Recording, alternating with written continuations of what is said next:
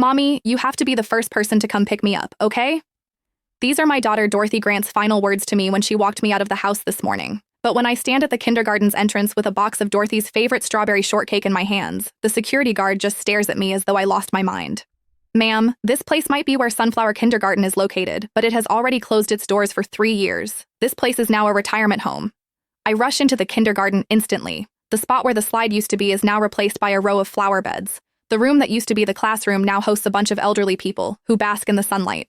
With trembling hands, I call my husband, Chester Grant, on the phone. He sounds very exasperated and exhausted over the phone. Honey, we've been married for 5 years and we choose to be childless. You've never given birth before.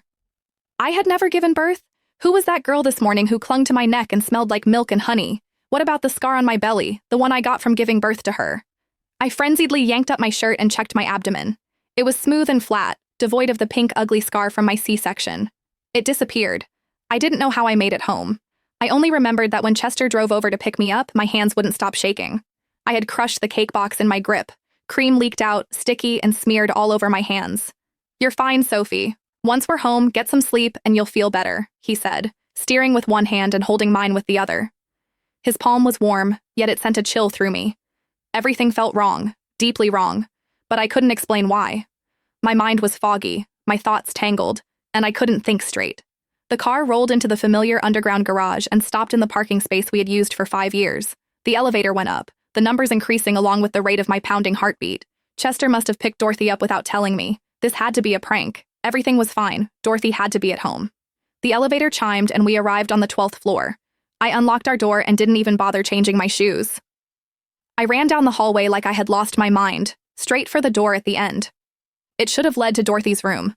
Pink wallpaper, a small bed piled with stuffed toys, and a desk full of crayon drawings. Chester followed behind me, his tone helpless. Sophie, that's just the study. I shoved the door open, and I gasped. There was no pink, no stuffed toys, nor crayon drawings. Instead, what met my eyes were dark gray bookshelves, a massive rosewood desk, and walls filled with foreign language books I couldn't even read. The air held none of that childlike sweetness, just the old smell of paper and a faint trace of sandalwood. No, this can't be. This isn't real. I dropped to my knees, my hands clawing frantically at the expensive carpet. Just yesterday, Dorothy had been on this carpet, playing with her puzzle. A blue piece of sky had gone missing, and she had cried for ages looking for it. Now, there was nothing. Shaking, I pulled out my phone and opened my photo gallery. There were more than 3